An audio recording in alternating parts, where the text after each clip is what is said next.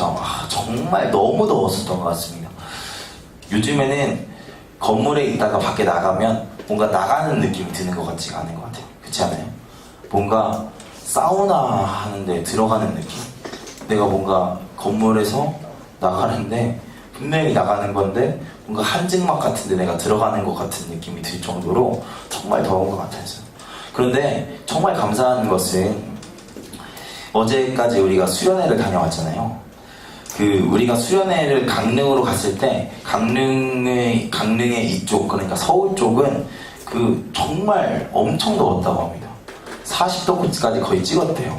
근데 강릉은요 시원했어요. 솔직히 시원한 건 아니에요. 32도 정도? 30도에서 32도권이었어요. 근데 형빈 형제가 아주 명언을 하나 날렸어요. 32도가 이렇게 시원한지 몰랐대요. 32도인데 살 것 같더라고. 32도였는데 거기가 32도였는데 살 것 같았어요. 근데 더 놀라운 게 뭔지 아세요? 저희가 어제 강릉에서 출발해서 이제 돌아오려고 하는 그 시점에 딱 폐업에 드리고 딱 나와서 핸드폰을 봤는데 핸드폰에 경보가 왔더라고요. 강릉에 폭염주의보가 내렸어요. 강릉에 막 엄청나게 더울 거라고 막 폭염주의보가 내려서 결국에 우리가 어떻게 했냐면 우리가 딱 넘어오면서 이제 강릉에 폭염주의보가 내리고 이쪽이 조금 더 시원해진 상황이 된 거죠. 그러니까 우리가 더위 피해서 갔다가 더위 피해서 잘 도망온 것 같은 느낌으로 수련회를 아주 잘 마치고 온 것 같아요. 그리고 이번엔 특히 더 잘 놀고 잘 먹고 잘 좋은 시간 보내고 은혜도 갖고 돌아오는 좋은 시간이었던 것 같습니다. 그래서 바라기는 다음에는 더 많이 갈 수 있었으면 좋겠어요. 청년들이 같이 이 은혜도 나누고 같이 교제도 할 수 있는 그런 시간들이 있었으면 좋겠어요. 저희가 그렇게 빡빡하게 수련회를 준비하지 않거든요. 특히 청년들은 제 지로는 그거예요. 아까도 누군가가 왜 굳이 청년들하고 중고등부는 밖에 나가서 해야 됩니까? 라고 물어보는 거에 제가 뭐라고 대답했냐면 피 같은 휴가를 써서 휴가를 가는 사람들인데 가가지고 조금이라도 휴가다운 휴가를 조금은 누릴 수 있어야 되지 않겠냐? 라고 이야기를 설명을 드리니까 아주 확실하게 납득을 하시더라고요. 여러분 그렇게 저희가 휴가를 잡아먹는 것 같이 쓰지 않으니까 여러분 다음에는 꼭 같이 가셔서 좋은 시간도 누리고 또한 우리 공동체 안에서 같이 기도하고 말씀 나누는 시간들도 같이 가졌으면 좋겠습니다. 여러분 얼마 전에 월드컵이 있었죠. 그렇죠? 월드컵 열기로 정말 세상이 뜨거웠었습니다. 정말 아쉽게도 우리나라는 16강에서 떨어졌죠. 근데 그래도 저는 우리나라가 그래도 뭐 나쁘지 않게 했다고 생각을 합니다. 왜냐하면 독일을 이겼잖아요. 독일을 이긴 거 그거 하나로 너무 좋았던 것 같아요. 그때 사람들 다 우리나라에서 축구가 절대로 독일을 이길 수 없다. 그리고 16강 진출 확률을 1%로 잡았잖아요.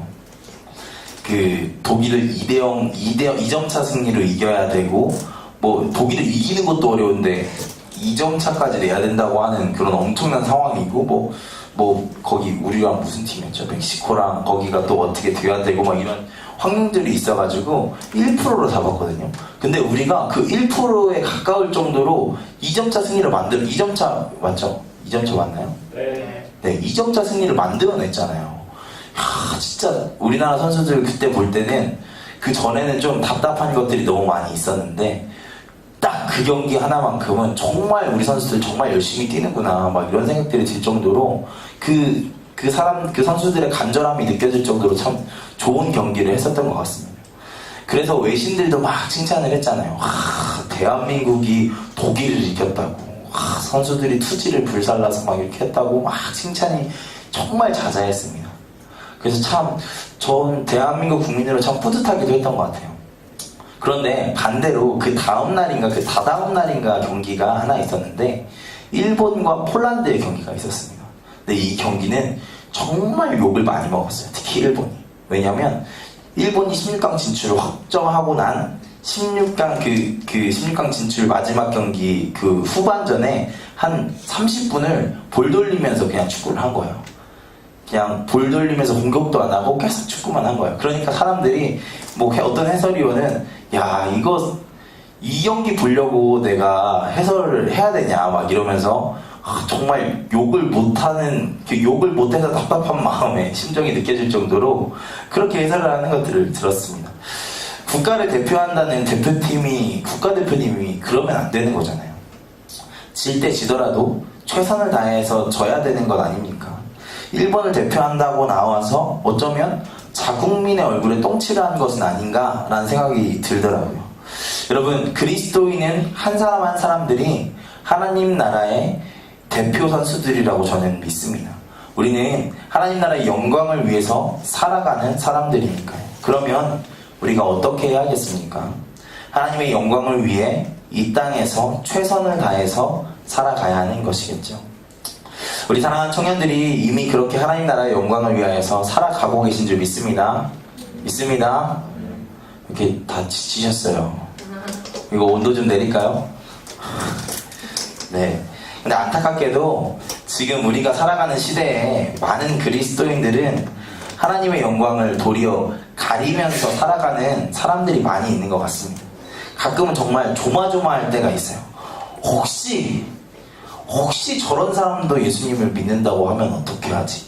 라고 생각이 들 정도로 그런 사람들이 있죠. 바라기는 이 자리에 계신 모든 사랑하는 청년들은 끝까지 제발 하나님 나라의 영광에 먹칠하지 않고 정말 하나님의 영광을 위해 날마다 살아가는 사람들이 되기를 소망합니다.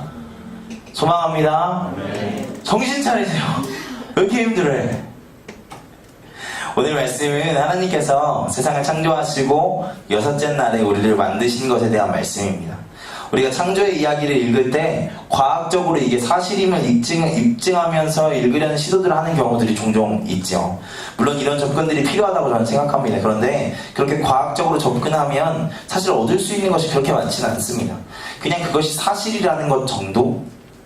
그냥 딱 거기까지인 것이죠. 그래서 그게 사실인 것도 물론 중요하지만 정말 중요한 것은 하나님께서 왜 이렇게 창조하셨고 이 말씀을 통해서 어떤 말씀을 하기를 원하시는지가 정말 중요한 것이지 않겠습니까?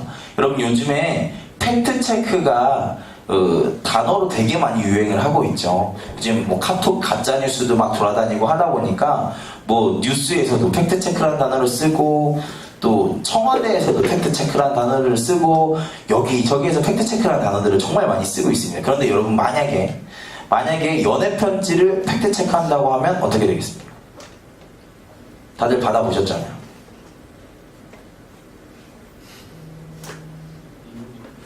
그러면 제가 받아봐서 제가 이야기해볼게요. 제가 써줘봐서 여러분, 그 팩트체크 프로포즈하는 편지나 이런 것들을 쓰면 그 안에 내용들이 뭐가 담기냐면, 조경진 강사님 잘 들으세요. 프로포즈할 때 무슨 얘기를 들었는지 잘 모르겠는데 보통 맥락이 이래요. 물에 손을 그거에 어쨌든 반대든 어쨌든 손에 물을 묻히지 않게 하겠다. 널 고생시키지 않겠다. 평생 너만 사랑하겠다. 이런 엄청나게 너의 덕에 너를 가슴 아프지 않게 하겠다. 이런 아주 달달한 말들을 이렇게 막 써주잖아요. 그런데 여러분, 결혼하고 나서 연애 편지를 가지고 팩트 체크를 해나가면 어떻게 될까요? 어떻게 될 것 같으세요? 엄마 아빠한테 물어보세요. 엄마 아빠한테 프로포즈 그걸 가져와서 한번 팩트 체크를 해달라고 해주세요. 그러면 뭐라고 하시는지. 보통 거짓말의 부분들이 조금 드러나게 되죠. 그러면 이제 소송으로 들어가게 되는 거죠. 이건 왜 이런 짓을 했냐, 사기를 치는 게 아니냐, 이런 식의 이렇게 소송에 들어가게 됐습니다. 그래서 제가 가끔 이렇게 듣는 얘기가 있어요. 오빠가 변했다. 근데 나는 변한 게 모르겠습니다. 근데 적어도요, 여러분. 제가 뭐라고 했는지 잘 기억이 안 나가지고 그래요. 내가 뭐라고 이렇게 했는지 잘 기억이 안 났어요. 근데 여러분, 적어도 그 편지를 쓸 때 그 마음만큼 진심이지 않겠어요? 그리고 그 마음이 뭐겠어요? 정말 손에 물을 안 묻히게 하고 고생 한 번 안 시키고 이런 얘기를 하고 싶은 게 아니라 그 안에 담긴 이야기는 사랑한다, 같이 살자, 이 이야기를 하고 싶은 거였잖아요. 그 안에 담긴 메시지는 그거잖아요. 성경도 여러분 그렇지 않겠습니까? 물론 성경은 그 내용도 팩트이겠지만 그것보다 중요한 것은 그 안에 담긴 진심이지 않겠냐는 것이죠. 우리를 향하신 하나님의 진심 말입니다. 하나님은 말씀으로 온 우주 만물을 창조하셨습니다. 여기 아주 재미있는 규칙이 있죠. 여러분 첫째 날에는 뭐를 하셨죠? 첫째 날에 뭘 하셨어요? 은혜야, 첫째 날 뭐 했어? 이제 중고등부 애들이 그거 물어본다고. 하나님이 첫째 날 뭐 했어요?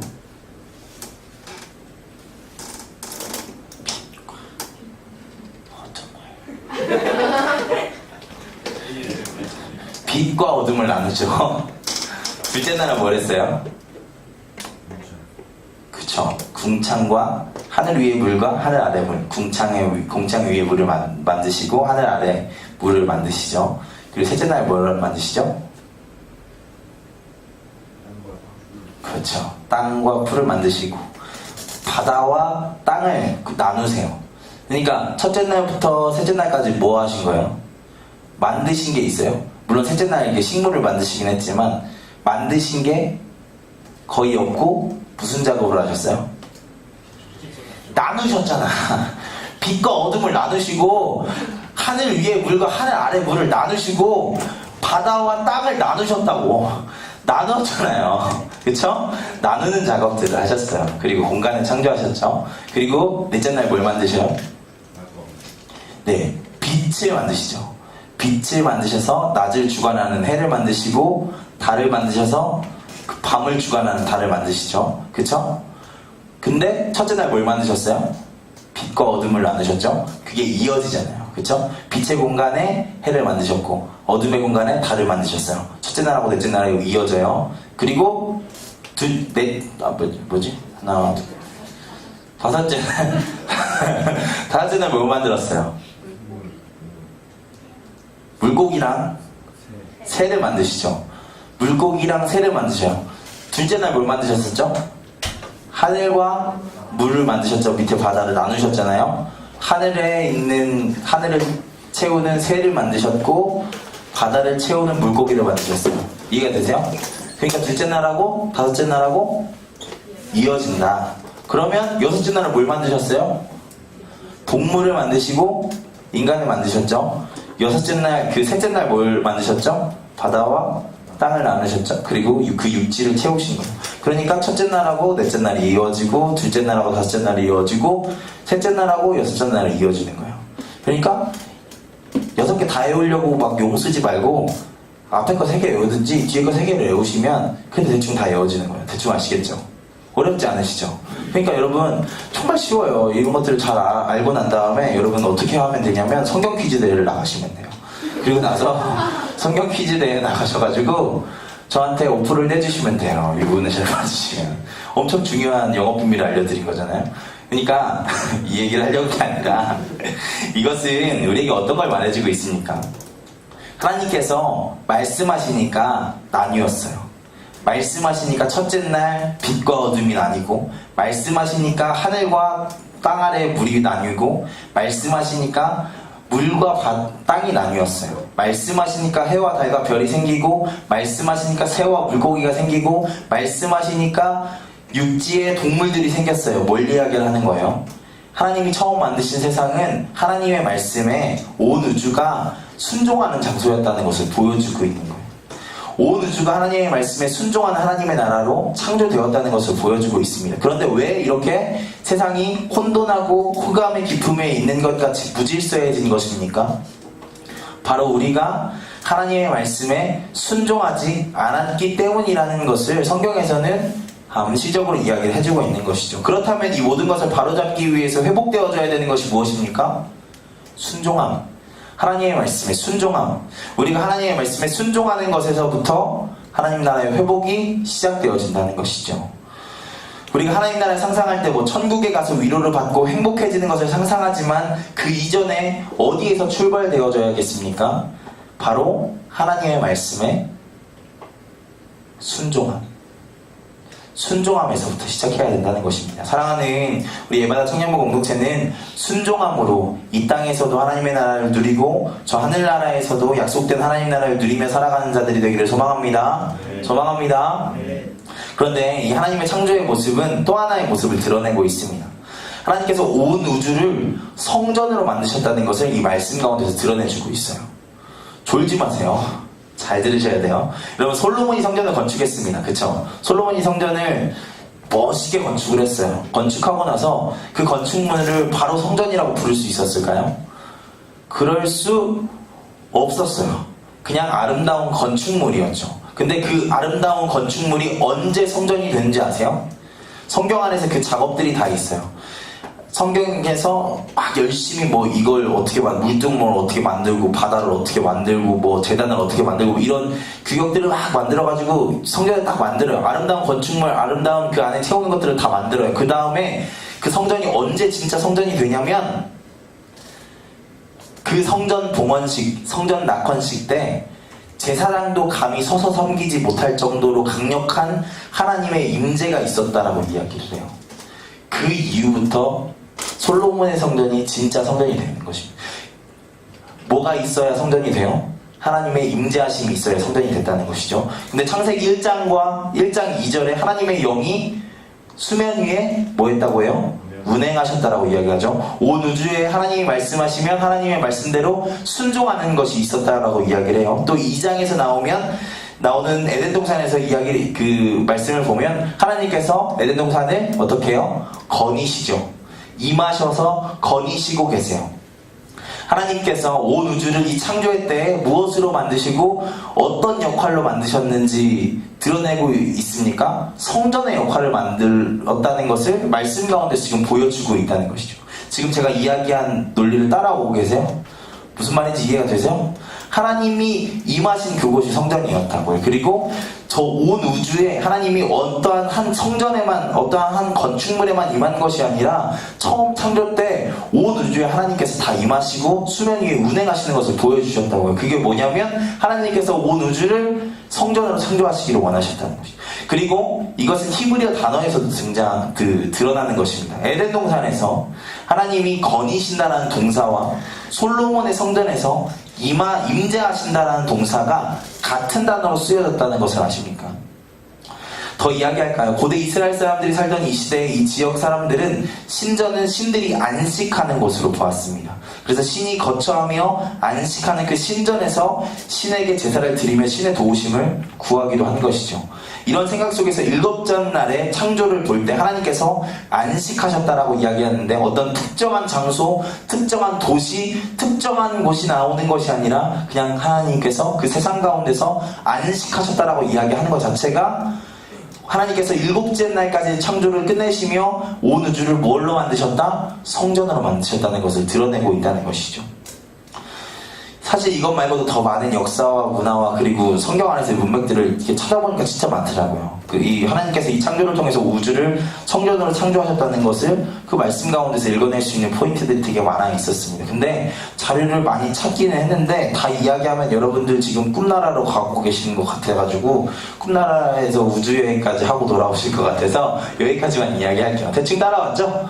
하나님께서 우주를 성전으로 만드셨다. 오케이?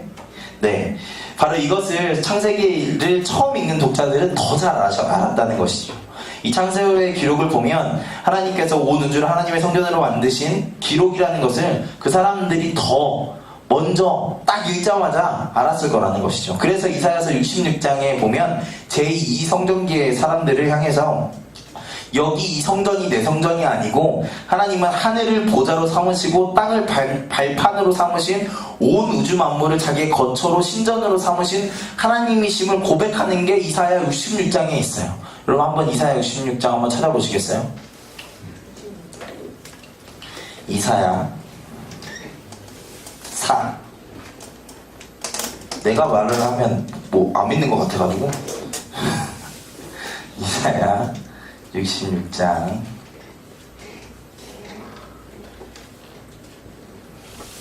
1절 같이 읽을까요? 시작. 여호와께서 이와 같이 말씀하시되 하늘은 나의 보좌요 땅은 나의 발판이니 너희가 나를 위하여 무슨 집을 지으랴. 내가 안식할 처소가 어디이랴. 여러분 66장의 상황을 대충만 이야기하면 이사야서는 여러분들 같이 제가 성경 공부를 해보면 아시겠지만 세 시대의 사람이 썼다라고 볼 수 있습니다. 제일 처음에는 그 이스라엘 유다 남유다가 있을 때 하나님께서 징계를 선포하실 때, 하나님께서 심판을 선포하실 때 이사야가 있고, 그리고 제2 이사야는 그 포로기의 상황 가운데서 돌아오는 이사야입니다. 그래서 여러분 이사야서 39장과 40장을 보면요, 맥이 확 달라지는 걸 느낄 수 있어요. 39장까지 쭉 읽다 보면 이스라엘 남유다 다 망할 것 같아요. 그냥 완전 끝났다 막 이런 생각들이 막 들거든요. 근데 40장에 딱 처음에 뭐로 시작하는지 아세요? 40장 1절에 위로하라 내 백성을 위로하라, 위로하라 위로하라 내 백성을 위로하라로 시작을 해요. 그러면서 이스라엘 백성들에게, 그 포로에 끌려온 이스라엘 민족에게 다시 돌아올 것을 이야기하거든요. 이게 제2 이사야서의 그 주된 메시지예요. 그래서 1장부터 39장, 40장부터 55장까지가 제2 이사야서의 내용인데, 제3 이사야서의 상황은 뭐냐면, 돌아와서 이스라엘 백성들이 성전도 건축을 했어요. 근데 성전을 건축하고 나서 그 전에 포로로 끌려갔을 때 믿었던 신들을 계속 믿고 막 완전 타락한 모습들을 막 보이는 거예요. 그러면서 그 성전에 대한 그 상전만 짓는 게 막 중요하다 막 이렇게 이야기하는 상황들이 든 거예요. 막 뭔가 종교적인 거에만 치우치고 정말 이웃을 사랑할 줄 모르고 막 이런 상황들이 주어지는 상황 속에서 주어진 게 제3 이사야서의 메시지예요. 그래서 제2 이사야서에서는 성전을 막 건축하라는 이야기가 나오는데, 제3 이사야서 딱 들어오자마자 66장에 뭐라고 나오냐면, 이 성전이 내 성전이 아니라 나는 하늘을 그리고 땅을 거처로 삼는 하나님이야 라고 이야기하는 장면이 나온다고요. 그러니까 하나님께서 온 우주 만물을 창조하신, 온 우주를 성전으로 만드신 그런 하나님이시라는 것을 성경 전체에서 이야기를 하고 있다는 것을 제가 이야기를 하는 겁니다. 좀 결을 달리하는 이야기지만 사실 그래서 교회에서만 하나님의 백성으로 살아가는 건 사실 성경적이지 않은 것이죠. 그래서 우리의 삶 자체가 예배가 되는 삶을 살아야 한다는 것이 여기에서 나오는 것입니다. 제가 에바다에 온 지 몇 년 됐죠? 소연이 몇 학년 때 왔죠, 제가? 4년 됐어요. 제가 4년 됐어요? 5년 됐어요. 5년 됐어요. 5년이 됐어요. 5년이 됐는데 5년이 됐어요. 왜냐면 연차로 5년이에요. 연차로 5년.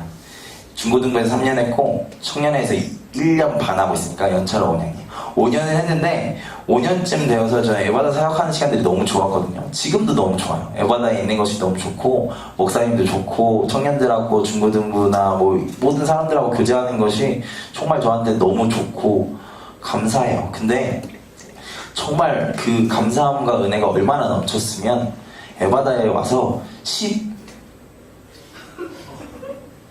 넘게 쪘어요. 왜 내가 10이라고 했는데 알지? 나는 그거 무게라는 얘기를 안 했었는데 10이라고 했는데 왜 아는 거예요? 그래서 10kg 넘게 쪘어요. 그래서 은혜도 중요하지만 제가 살아야 될 것 같아서 그래서 제가 헬스장을 끊었어요. 3월부터 시작했으니까 꽤 했죠. 그리고 출석률도 꽤 좋아요. 제가 엑셀로 출석표를 쫙 만들어서 주간 출석률을 만들었는데 3.1 정도 되니까 한 주에 3번은 간 거예요. 그래도 괜찮지 않아요? 이 정도면? 단가 대비 단가로 쳤을 때 지금까지 하루 단가가 4,000원이에요. 4,000원. 33만 원 했는데 4,000원 만들었으면 잘했잖아요. 그러니까 열심히 했어요. 근데 살이 빠졌어요? 안 빠졌어요. 왜 잘 알아? 같이 다녀요? 살이 안 빠졌다는 것이죠. 이유는 정확하죠. 제가 헬스장에서 1시간 열심히 뛰어봐야 한 340칼로리 이렇게 소비되더라고요. 근데 운동한 것보다 덜 먹어야 되는데 그날 배고파가지고 편의점에서 햄버거 하나 사 먹으면 400칼로리, 600칼로리 이렇게 되는 거예요. 그러면 열심히 다이어트하고 운동한 게 소용이 없는 거죠. 살을 빼려면 나의 모든 생활 속에서 음식도 좀 줄이고 몸도 많이 움직이며 온 삶 속에서 다이어트를 실천해야 살이 빠지고 다이어트가 되는 것이잖아요. 이렇게 이야기하니까 우리 아내가 뭐라고 하는지 아세요? 알긴 안 해. 라고 얘기하잖아요. 근데 여러분, 신앙생활도 똑같다는 것이죠. 여러분, 신앙생활 교회에서만 열심히 하면 안 되고, 삶 가운데서 열심히 실천하면서 하나님의 말씀대로 살아가야 된다는 것이죠. 알긴 알잖아요, 여러분. 여러분, 예배당에서만 그리스도인으로 살아간다는 것은 말이 안 되는 것입니다. 그렇게라도 살면 그나마 다행일지 모르겠지만, 그래봐야 여러분, 예배당에서 열심히 살아봐야 삶 속에서 짓고 살아가는 부끄러운 죄, 그 죄의 총량에 훨씬 못 미치지 않습니까? 그래서 우리의 삶 속에서도 하나님을 예배하는 자들이 되어야 한다는 것입니다. 우리가 우주적인 성전 안에 살고 있다는 것을 기억하면서 하나님을 날마다 모든 곳에서 예배하며 살아가야 한다는 것이죠. 바라기는 우리 모두가 삶이 예배가 되는 삶을 사는 사람들이 되기를 소망합니다. 소망합니다. 모든 순간이 하나님 앞에 하나님의 성전 안에 있다는 것을 기억하시면서 살아가는 우리 청년들 되기를 소망합니다. 아멘. 그런데 여러분, 한 가지만 더 볼게요. 이렇게 볼 때 이상한 점이 한 가지 있습니다. 무엇이냐면, 이 당시 이스라엘 사람들을 제외한, 이스라엘 민족을 제외한 다른 곳에서 신전을 지으면 그 안에 꼭 있는 게 있었어요. 그게 뭘까요? 신전을 딱 짓고 나면 딱 들어가면 있는 게 있어요. 그게 뭐예요? 헌금함 말고, 돈 넣는 거 말고 딱 들어가자마자 뭐가 있어요. 뭐가 있어요?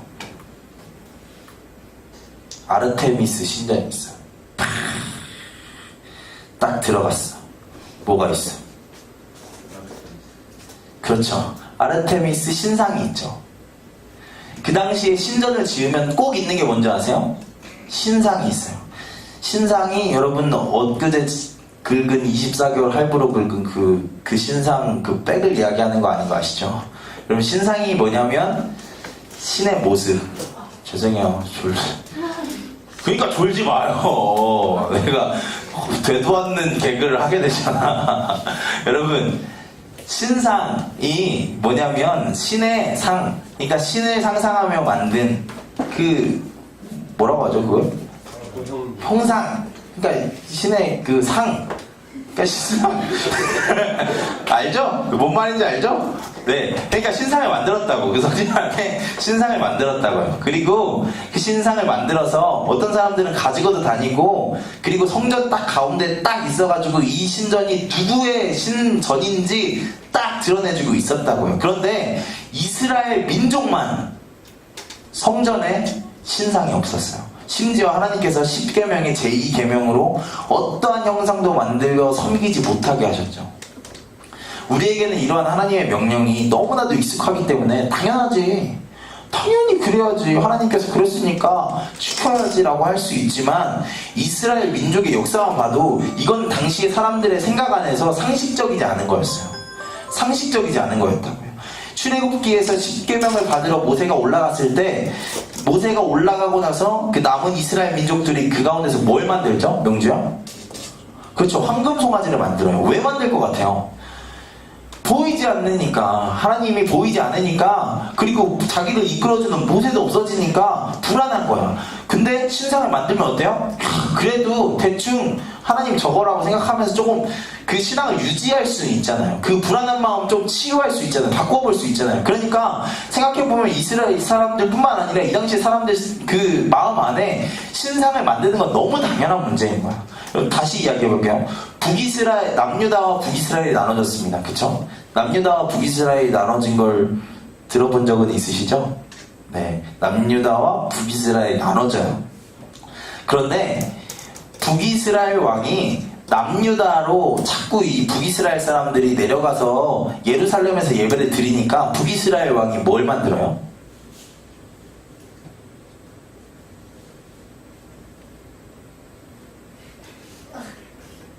몰라요? 컴퓨터를 만들진 않았어요. 뭘 만들었냐면 금송아지를 2개 만들어요. 그래서 하나는 단에다 두고 하나는 그늘에다 두고, 그래서 그 둘 다 나름대로 이스라엘 민족에게 되게 의미 있는 장소거든요. 어쨌든 거기에다 두고 거기에서 예배 드리라고 해요. 다른 데 가지 말고. 왜 이렇게 하겠어요? 그 신상을 만드는 것 자체가 그 사람들한테 너무 당연한 거예요. 그게 정상적인 거예요. 그 사람들의 생각 안에서는 신상이 있는 곳이 신전이 될 수 있는 거예요. 근데 근데 왜 하나님은 신상을 만들지 못하게 하셨을까? 여러분, 신상을 왜 만들겠습니까? 눈에 보이지 않는 신을 아주 멋있게 만들어서 그 신을 기억하기도 하고 생각하기도 하고 저기 뭐가 있나 싶은 거예요. 그래서 유대인들한테 딱 물어봐요. 저기 뭐가 있냐, 나 지성소 안까지 한번 들어가 보려 하는데 나중에 한번 들여보내줄 겸 이래가지고 얘기를 한 거예요. 그래서 이스라엘 사람들이 들여보내줬을까요? 안 들여보내줬을까요? 원래 지성소는 어떤 곳이에요? 대제사장만 들어갈 수 있는 곳이잖아요. 그쵸? 근데 들어가겠대. 어쩌면 폼페이오스 그 당시에 황제급의 사람이에요. 근데 이 사람이 들어갔을까요? 안 들어갔을까요? 안 들어갔어? 들어갔어. 들어갔다. 몇 명이야? 반쯤 되네요. 안 들어갔다. 태근이? 야, 들어갔어요. 들어가고 한번 쭉 보고 어떻게 됐어요? 나왔어요. 죽었을까요? 죽어서 나왔을까요? 살아서 나왔을까요? 원래 우리 신앙 안에서 구약에서는 지성소 들어가면 그 제사장이 딸랑이 들고 들어가는 이유가 그거잖아요. 거기서 딱 죽으면 딱 쓰러지는 소리 듣고 그 밖에서 이제 끌어들여가지고 이제 뺀다고 하잖아요. 그쵸? 그래가지고 이 딸랑이를 들어낸다고 하잖아요. 그래서 죽어야 왔는데 살아서 나왔어요. 참 아쉽게도. 근데 살아서 나와서 한 1000마리가 모였을까요?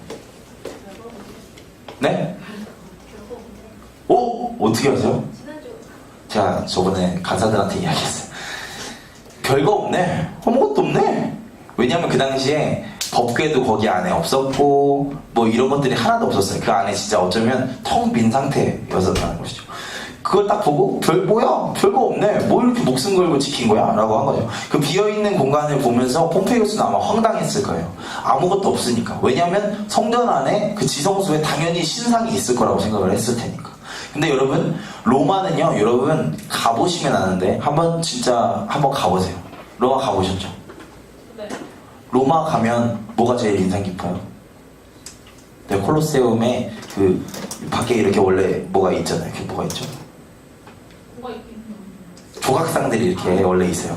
근데 여러분 진짜 신기한 게 뭔지 아세요? 우리가 그 2000년도 전에 살았던 사람들을, 우리보다 2000년 전에 살았던 사람들의 얼굴들을 정말 그냥 이렇게 보듯이 알 수 있어요. 왠지 아세요? 로마 사람들이 그렇게 조각을 겁나 잘했어요.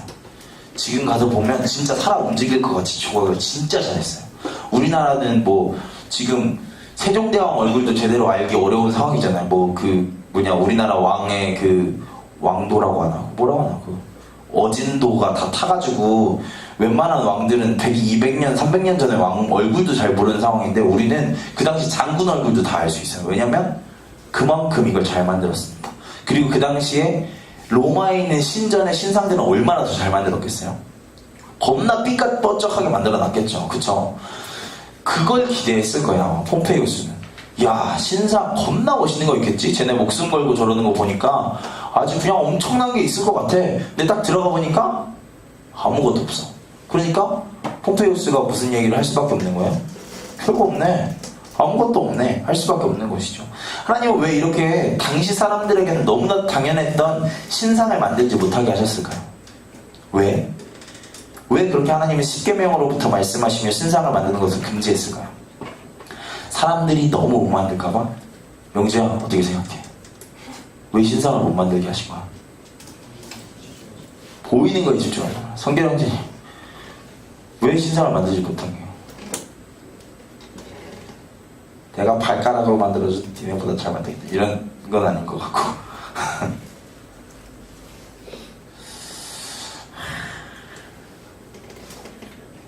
마지막 하면 동혁아, 왜 신상을 만들지 못하게 하신 거야 도대체? 일부러. 정답. 대박. 완전 맞았어. 일부러 그랬어요. 네, 그런데 놀라운 건지 뭔지 아십니까? 하나님께서는 이미 신상을 만드셨어요. 하나님께서는 우주적 성전으로 창조하신 세상 가운데 하나님의 신상을 이미 만드셨다고요. 어디에 있습니까? 우리 여기, 저기. 하나님의 형상으로 창조된 우리가 바로 하나님의 신상이라는 것입니다. 하나님의 형상으로 창조된 우리가 하나님의 성전에 세워진 하나님의 신상이라고요.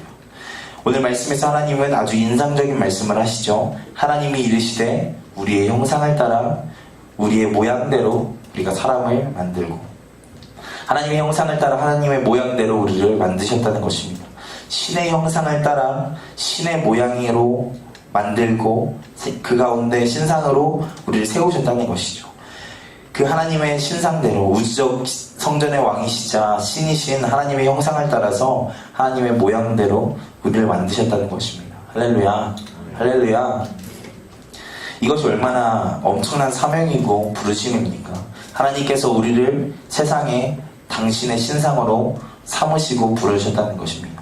세상이 우리를 볼 때 하나님을 알게 되고 떠오르게 되고 경외하게 되고 하나님의 형상으로 하나님의 모양대로 그렇게 살아가도록 우리를 신상으로 만드셨다는 것이죠. 우린 바로 그런 존재들입니다. 우리의 사명은 정말 하나님의 형상을 드러내며 하나님의 영광을 드러내며 하나님의 살아계심을 드러내며 살아가는 것이 우리의 사명이라는 것이죠. 그런데 정말 우리가 그런 삶을 살고 있습니까? 인도의 간디는 이렇게 이야기했다고 합니다. 나는 예수는 좋아하지만 기독교인은 안 좋아한다. 왜냐하면 오늘날의 기독교인은 예수와 너무 안 닮아 있기 때문이다. 신의 형상인데 신의 형상을 잃은 그리스도인, 하나님의 형상대로 하나님의 모양대로 창조되어진 우리가 하나님과 닮아있지 않다고 이야기 듣는 것이 얼마나 부끄럽고 괴로운 이야기입니까? 하지만 그것이 얼마나 우리에게 적절한 평가입니까? 어쩌면 우리는 국가대표만 되려고 했지 그 책임에 대해서는 생각해보지 않은 사람들인지도 모르겠습니다. 예수 믿고 구원받은 존재만 되려고 했지 그 삶에 대해서는 생각해보지 않은 사람들인지 모르겠습니다. 우리는 이제 오늘 이 창세기에 우리를 하나님의 신상으로 부르신 하나님의 말씀을 기억하고 살아가야 합니다. 그저 우리가 예수님의 십자가의 보혈로 죄사함 받고 지옥 갈 인생이 천국 가는 정도의 삶을 사는 것으로 머무는 것이 아니라, 그것도 너무너무 중요하고 귀하지만 이 온 우주를 성전으로 삼으신 하나님의 신전에서 하나님을 드러내는 하나님의 신상으로서 살아가야 하는 것입니다. 세상이 우리의 삶을 볼 때 하나님의 살아계심을 알게 되고 하나님을 사랑하게 되고 하나님께 영광 올리게 되고 하나님을 알게 되는 삶을 살아야 한다는 것입니다. 바라기는 우리가 이 땅에서 하나님의 신상으로 살아가는 우리가 되기를 소망합니다. 그냥 구원받은 것에서 그치지 않고 이 땅에서 진짜 그리스도인의 삶을 살아가며 삶으로 하나님을 증거하는 우리가 되기를 소망합니다. 세상 속에서 또한 교회 안에서 하나님의 사랑과 하나님의 영광을 드러내며 살아가는 우리가 되기를 소망합니다. 우리 한 사람 한 사람들이 하나님의 영광을 드러내며 하나님의 성전으로 창조된 이 세상에서 하나님의 신상으로 하나님의 영광을 드러내며 살아가는 우리가 되기를 소망합니다. 우리 같이 찬양하고 기도하겠습니다.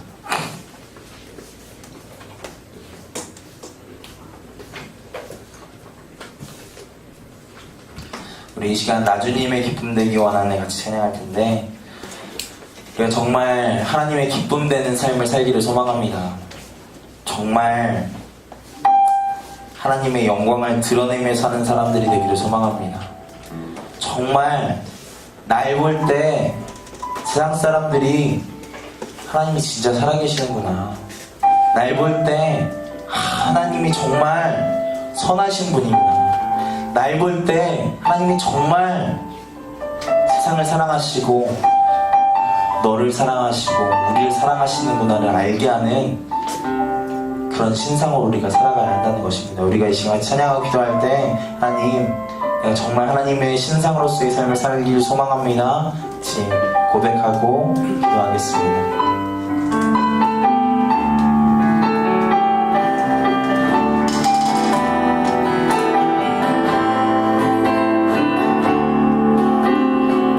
나주님의 기쁨 되기 원하네. 나주님의 기쁨 되기 원하네. 내 마음을 새롭게 하소서.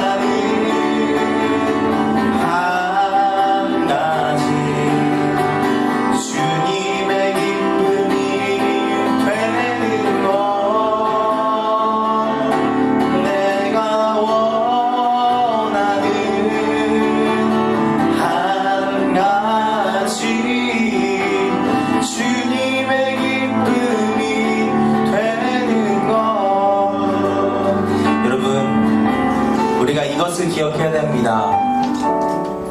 내가 세상 가운데 살아가면서 쓰레기가 보일 때마다 나는 하나님의 신상이니까 쓰레기 주우며 살아야 돼.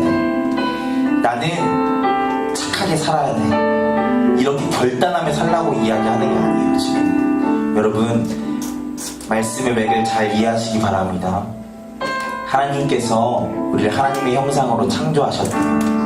그리고 우리가 하나님을 믿으면 하나님의 형상으로 회복시켜 주신대요. 그러면 우리가 뭐부터 먼저 해야겠습니까? 나가서 착한 일 먼저 하라는 이야기가 아니라 우리가 먼저 하나님의 형상을 회복해야 된다고요. 어떻게 그렇게 할 수 있습니까? 예배 가운데 나오고 말씀 듣고 기도하는 가운데 성령께서 우리를 그렇게 빚어 가신다고요. 그렇게 빚어 가실 때 내가 억지로 착하게 선하게 정의롭게 살려고 하면서 그렇게 피곤하게 살아야 된다고 이야기하는 게 아니라 자연스럽게 하나님께서 빚어 가시는 가운데서 세상 가운데 그렇게 살아갈 수 있게 된다. 우리가 이 시간 다시 한번 같이 기도할 때 하나님, 나를 하나님의 형상으로 다시 한번 빚어주시고 또한 그렇게 살아갈 수 있는 하나님의 은혜와 힘과 능력 허락하여 주시옵소서라고 우리 이 시간 같이 주여 한번 해주시고 같이 기도하며 나아갑니다. 기도합니다. 주여, 오 살아계신 하나님 아버지 감사합니다. 하나님, 우리가 하나님의 형상을 회복하기를 소망합니다. 나의 힘과 능력으로 하는 것이 아니라 하나님 나에게 원래 그러셨던 것처럼, 우리를 처음 창조하셨을 때 그랬던 것처럼 우리를 빚어주신 가운데서 그렇게 살아가기를 소망합니다. 그러기 위하여서 우리가 기도하며 나아가오니, 그러기 위하여서 이렇게 하나님 앞에 예배드리며 나아가오니, 하나님 이 시간을 통하여서 성령님 나의 마음을 빚으시고 나의 생각을 빚으시고 나의 영상을 빚어주셔서 정말로 하나님의 영상대로 세상 가운데 살아갈 수 있는 가 될 수 있도록 주님 붙잡아 주시옵소서. 우리가 원하는 것이 그것입니다. 억지로 살아가는 것이 아니라 주님의 힘으로 살아지는 것을 원하오니 우리 가운데 역사하여 주시어서 우리 가운데 하나님의 영상이 회복되어진 역사가 우리 가운데 있을 수 있도록 주옵잡아 주옵소서. 그 사람 가운데 하나님 함께하여 주옵소서. 하나님 은혜 내려 주옵소서.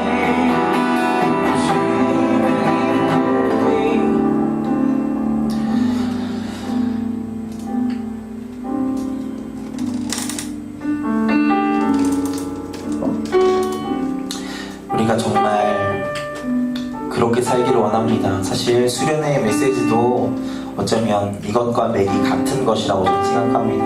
수련회를 다녀왔든 다녀오지 않았든 여러분, 우리는 그리스도인입니다. 그리스도인은 천국 가는 사람들을 이야기하는 것이 아니라 하나님의 형상을 회복한 사람들을 이야기하는 것입니다. 우리가 정말 그렇게 사는 사랑하는 청년부 되기를 소망합니다. 제가 기도하겠습니다. 사랑하는 하나님, 우리를 구원하여 주신 것도 감사한데 하나님의 형상으로 빚어주시고 회복하여 주셔서 감사합니다. 하나님, 우리가 세상 가운데서 정말로 하나님의 신상으로 하나님을 드러내며 살아가는 우리가 되기를 소망합니다. 우리를 볼 때 하나님을 보게 되는 역사가 있기를 소망합니다.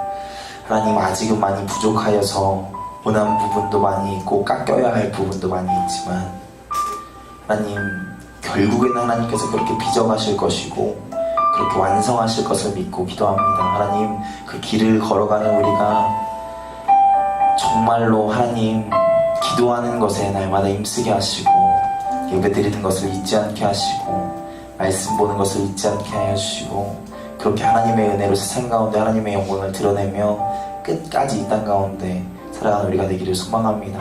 하나님, 사랑하는 우리 청년들의 삶을 축복하여 주셔서 힘들고 피곤하고 어려운 삶이지만 그 삶 가운데 지쳐서 쓰러져서 손을 늘어뜨려 놓고 살아가는 것이 아니라 언제나 도우시고 언제나 함께 하시는 성령님의 힘을 의지하여서 승리하며 나아갈 수 있는 우리가 될 수 있도록 주님 붙잡아 주시옵소서. 감사합니다. 사랑합니다. 예수 그리스도의 이름으로 기도하였습니다. 아멘. 감사합니다.